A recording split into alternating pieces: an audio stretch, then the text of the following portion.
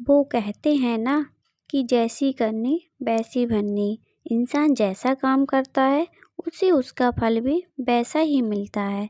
अगर आपने अच्छे कर्म किए होंगे तो आपको उसका अच्छा फल मिलेगा और आपने बुरे कर्म किए होंगे तो आपको बुरा फल मिलेगा। अगर किसी के साथ कुछ बुरा होता है तो लोग कहते हैं कि इसने पिछले जन्म में ज़रूर कुछ बुरा किया होगा, इसीलिए ही उसके साथ ऐसा बुरा हुआ। और अगर किसी के साथ कुछ अच्छा होता है तो लोग कहते हैं कि इसने पिछले जन्म में ज़रूर कुछ अच्छा काम किया होगा, इसीलिए ही इसके साथ आज ये अच्छा हुआ। देखा जाए तो आज के ज़माने में इंसान को अपने इस जन्म का हिसाब इसी जन्म में चुकाना पड़ता है, क्योंकि पहले भगवान नोटबुक पेन लेकर के हिसाब करते थे, लेकिन उन्हें हिसाब करने में देर लगती थी। आज के ज़माने में भगवान के पास भी लैपटॉप आ गया है, तो उन्हें इंसान के कर्म करने का फल देने में यानी कि हिसाब करने में देरी नहीं लगती है। एक बार एक व्यक्ति को रास्ते में यमराज मिल जाते हैं। वो व्यक्ति उन्हें पहचान नहीं पाता। यमराज ने उस व्यक्ति से पीने के लिए पानी मांगा। उस व्यक्ति ने बिना सोचे समझे और बिना एक भी क्षण गवाए यमराज को पानी पिला दिया। पानी पीने के बाद यमराज ने उस व्यक्ति को बता दिया कि वो उसके प्राण लेने के लिए आए हैं, किंतु उस व्यक्ति ने यमराज की प्यास बुझाई है, इसलिए वो उन्हें अपनी किस्मत बदलने का एक मौका देते हैं। इतना बोलने के बाद यमराज ने उस व्यक्ति के हाथ में एक डायरी दे दी और उस व्यक्ति से कहा कि तुम्हारे पास 10 मिनट का समय है।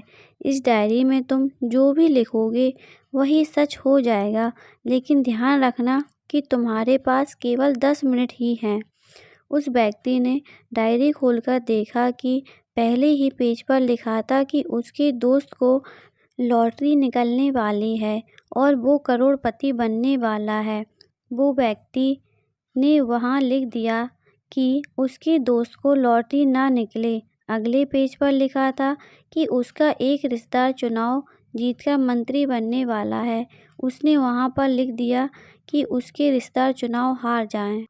इसी तरह वो पेज पलटता रहा और अंत में उसे अपना पेज दिखाई दिया। जैसे ही उसने कुछ लिखने के लिए अपना पेन उठाया कि यमराज ने उस व्यक्ति के हाथ में से डायरी वापस ले ली और कहा कि बस तुम्हारे 10 मिनट अब ख़त्म हो गए हैं, अब कुछ भी नहीं हो सकता। यमराज ने कहा कि तुमने अपना पूरा समय दूसरों का बुरा करने में व्यतीत कर दिया और अपने आप को ही खतरे में डाल दिया। अब तो तुम्हारा अंत निश्चित है। अब तुम्हें कोई नहीं बचा सकता, क्योंकि तुम अपने आप को ही नहीं बचा पाए। यह सुनकर वो व्यक्ति बहुत ज़्यादा पछताता है, लेकिन अब पछताने से कुछ नहीं हो सकता था, क्योंकि अब सुनहरा मौका उसके हाथ से निकल चुका था।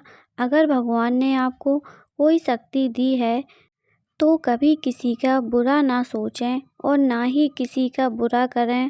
दूसरों का भला करने वाले सदा सुखी और दूसरों का बुरा करने वाले सदा दुखी रहते हैं। अगर आप लोग को कहानी पसंद आई है, अगर चैनल पे नए हैं तो प्लीज़ सब्सक्राइब कीजिए, लाइक कीजिए, कमेंट कीजिए, ज़्यादा से ज़्यादा शेयर कीजिए। थैंक